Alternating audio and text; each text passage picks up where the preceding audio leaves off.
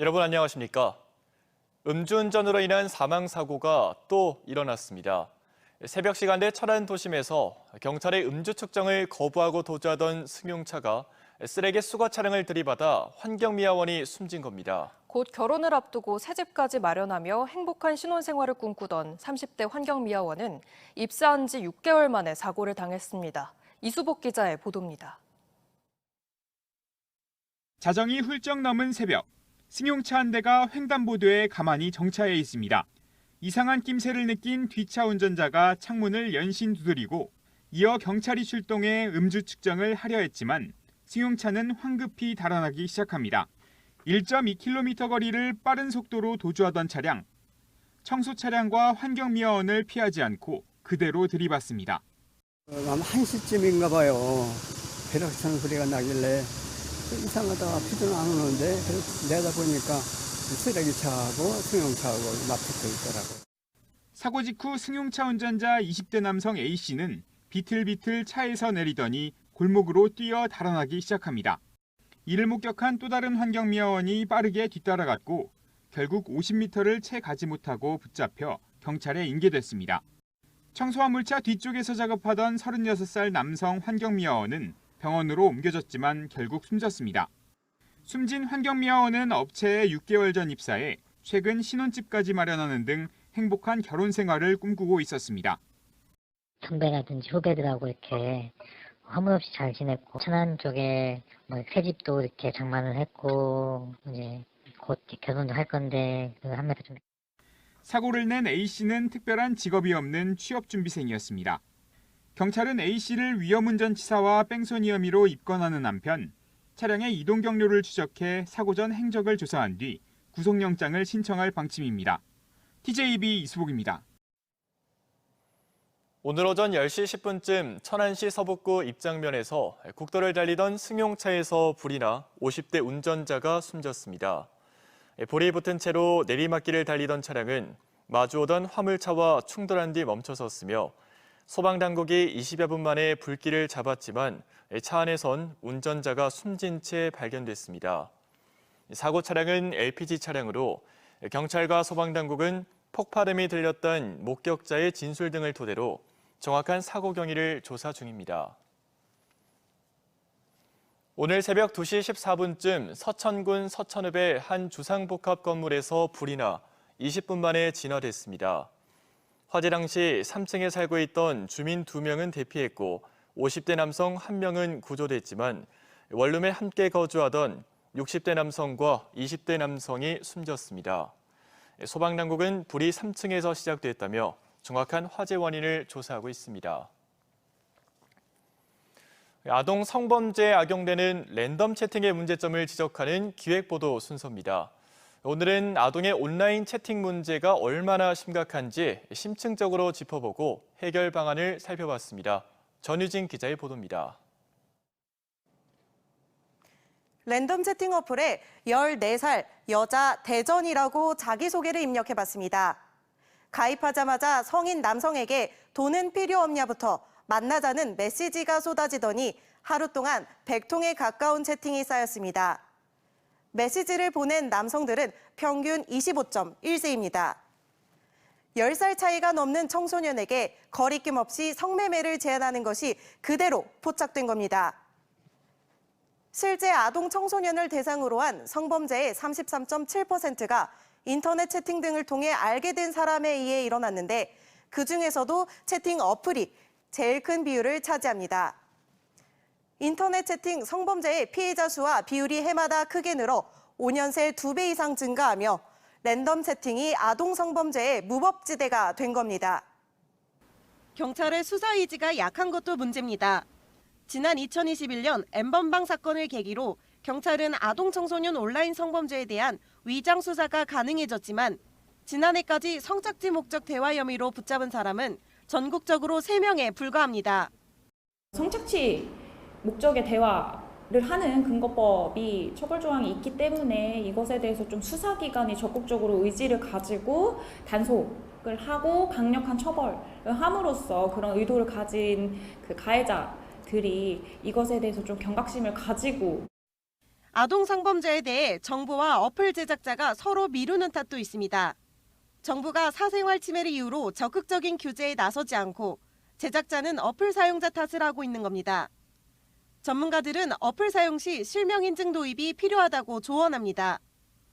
아동의 경우 교우 관계 등의 어려움을 겪으면 온라인에서 친근하게 다가오는 사람들에게 비교적 쉽게 경계심을 내려놓기 쉽습니다. 아동 성범죄자들이 이를 악용하는 온라인 그루밍 위험성이 높아지는 건데 애초부터 예방이 필요하단 겁니다. 또 채팅 안에서 발생하는 범죄 상황을 제작자가 적극적으로 모니터링해야 한다고도 강조합니다.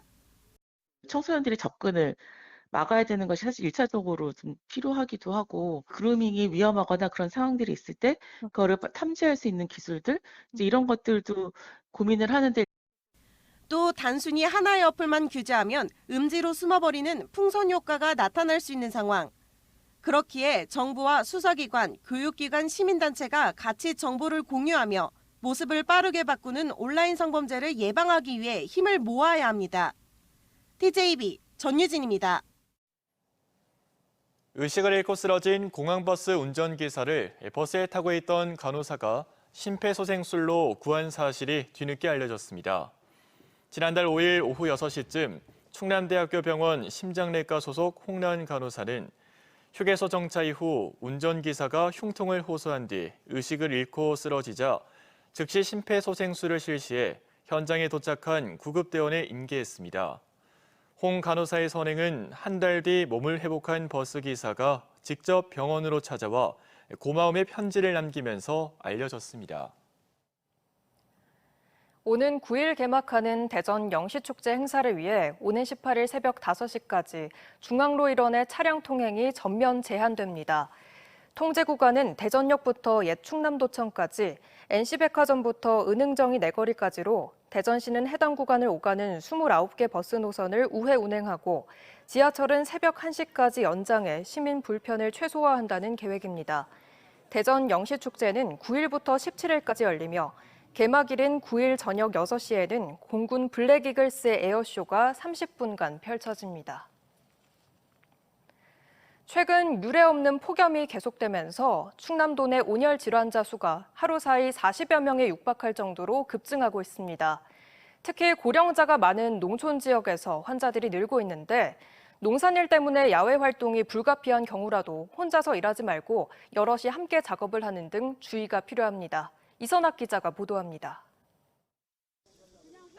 아산의 농촌 들녘입니다. 35도 안팎의 무더위 속에서 어르신들이 모여 밭일이 한창입니다.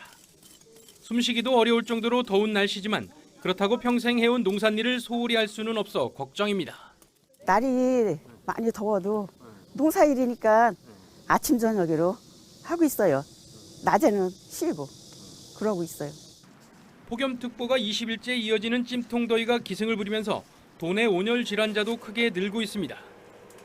충남 소방본부에 따르면 현재까지 온열 질환자는 152건으로 특히 지난 5일에는 하루 사이 열사병과 열탈진 등 36건이나 발생했습니다.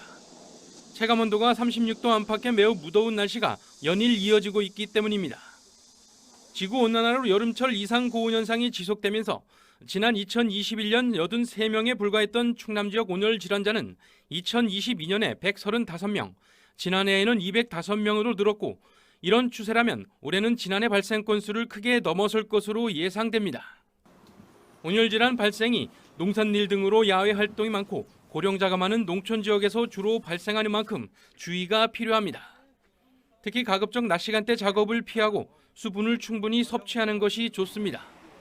외딴 곳에서 혼자 일하다 보면 온열 질환이 발생해도 대처가 어려운 만큼 여럿이 함께 일을 하고 어쩔 수 없이 무더위를 무릅쓰고 일을 할 때는 이웃이나 가족과 바로 연락이 닿도록 하는 것이 좋습니다. 다른 동료분들이랑 같이 작업을 하고 만약에 어떤 분이 더위가 너무 많이 나는데 땀이 나지 않는다 혹은 의식이 좀 흐려진다 이런 경우에는 지체하지 마시고 이제 119를 부르시는 게 가장 좋은 방법일 것 같습니다. 기상청은 유례없는 폭염 현상이 다음 주까지 계속될 것으로 예상된다며 온열 질환을 예방하기 위해서는 안전수칙을 철저히 지켜줄 것을 당부하고 있습니다. TJB 이선학입니다. 충남도가 국내 최초 섬을 주제로 개최하는 2027 섬 비엔날레 성공 개최를 위해 보령시 대천 오동 행정복지센터에서 주민 등 110여 명이 참석한 가운데 재단법인 섬 비엔날레 조직이 출범식을 개최했습니다. 섬 비엔날레는 2027년 4월에서 5월 2개월간 보령 원산도, 고대도 2개 섬에서 진행될 예정으로 도와 보령시는 각 섬의 특징을 살려 30여 개국 180여 명의 작가가 참여하는 전시와 해상 공연, 해안 트레킹길, 섬 음식 체험 등 다양한 체험 프로그램을 준비하고 있습니다. 광역자치단체와 기초자치단체 중간 형태인 특례시는 광역시급 자치권한과 재량권을 갖게 되는데 인구 100만 명이 기준입니다. 수도권과 달리 비수도권은 이 기준을 맞추기가 힘든 점을 감안해 지역 정치권이 비수도권 특례시는 50만 명으로 완화하는 법안을 제출했습니다. 충남에선 천안시가 해당돼 관심을 모으고 있는데 수도권 도시의 반발이 관건입니다. 김세범 기자입니다. 현재 특례시는 수원과 용인, 고양, 창원 등 4곳으로 인구 100만 이상이 기준입니다. 이들 도시는 광역시급 권한이 주어집니다. 재정과 자치권이 확대되고 도시개발 등 각종 인허가를 자체적으로 처리하며 국책사업이나 국제행사도 단독으로 유치할 수 있습니다. 하지만 비수도권이 인구 100만 도시가 되는 건 현실적으로 어렵고 창원시도 인구 감소로 특례시 지위가 상실될 위기입니다. 지역 정치권이 비수도권의 도시 경쟁력 강화를 위해 특례시 인구 기준을 50만으로 낮추자는 개정안을 발의했고 토론회도 열어 여론 조성에 나섰습니다. 개정안은 지방도시 활성화에 초점을 맞춰 수도권 인구 50만 이상 도시 14곳은 제외시켰습니다. 지방에선 전주와 포항, 김해, 청주, 그리고 충남의 수부도시인 천안시 등이 해당됩니다. 특례시 제도가 수도권 집중을 가속화시키고 지방 소멸을 가속화한다라고 하는 어떤 그런 지적에서 자유롭지가 못합니다. 그렇기 때문에 국가 균형 발전이라고 하는 차원에서 재검토할 필요가 있다. 천안시가 특례시로 지정되면 수도권에 인접한 지리적 특성을 살려 독자적으로 도시 개발에 나설 수 있고 과감한 기업 유치가 가능해질 것으로 보입니다. 굵직굵직한 국제 행사나 축제 등도 단독으로 유치할 수 있어 도시 성장이 기대됩니다. 천안이 교육도시를 더 강화한다 할지 아니면 산업도시, 특정 산업도시를 더 강화한다 할지 아니면 특정 부분을 개발한다 할지 천안시 자율로 훨씬 더 지금보다 더 발전적인 시 정책을 펼 수 있죠. 가장 큰 걸림돌은 수도권 도시와 해당 지역 국회의원들의 반발입니다. 또 지역의 가장 큰 도시인 천안시를 떼어줘야 하는 충청남도의 동의를 얻는 것도 쉽지 않은 대목입니다. 특례시 개정안은 천안을 비롯해 다른 지방도시 국회의원들도 잇따라 발의한 상태로 다음 달 정기국회가 열리면 뜨거운 의제로 떠오를 전망입니다. TJB 김세범입니다. 전국적으로 지방 인구 감소세가 확대되고 있는 가운데 비수도권 도시 중 유일하게 아산시와 세종시가 인구가 늘어난 것으로 나타났습니다. 통계청이 최근 3년간 인구 이동 동향을 분석한 결과 경기와 인천을 제외하고 서울을 비롯해 전국 대부분 지방 도시 인구가 감소했는데 충청권에서는 세종시가 3만 694명이 늘었고 아산시는 2만 9,667명이 증가했습니다. 세종시와 아산시는 전국 시 단위 지역 인구 증가 순위에서도 각각 7위와 8위를 기록하며 비수도권으로는 유일하게 10위권 안에 들었고 특히 아산은 2008년 이후 충남에서 유일하게 15년째 증가세를 이어가고 있습니다. 대전 서구 괴정동 KT인재개발원 일대에 대규모 아파트 공급이 이뤄질 전망입니다. KT그룹 종합부동산 기업인 KT에스테이트와 계룡건설은 올 연말 착공을 목표로 KT인재개발원 숙소동 부지에 84제곱미터 이상 중대형 타입의 864가구 규모 아파트 단지를 공급하기로 했습니다. 현재 KT인재개발원 일대는 공동주택 사업 외에도 서구청 등과 함께 첨단산업 직접 복합단지 조성 사업도 함께 논의되고 있습니다. 오는 10일부터 대전시민천문대 주관측실에서 토성을, 보조관측실에서는 여름철 별과 달을 관측할 수 있습니다. 이번 관측회는 이달 말까지 매주 토요일 밤 10시부터 12시 사이에 진행되며 자세한 내용은 대전시민천문대 홈페이지에서 찾아볼 수 있습니다. 고물가의 영향으로 고속도로 휴게소 음식 가격이 1년 전에 비해 적지 않게 오른 것으로 나타났습니다.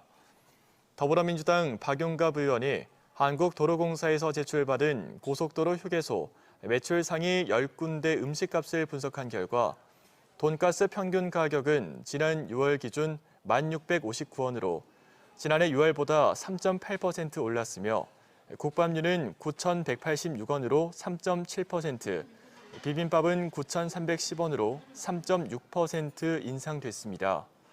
반면 떡꼬치류는 지난해 4,169원에서 올해 3,949원으로 핫도그류도 각각 가격이 내렸습니다.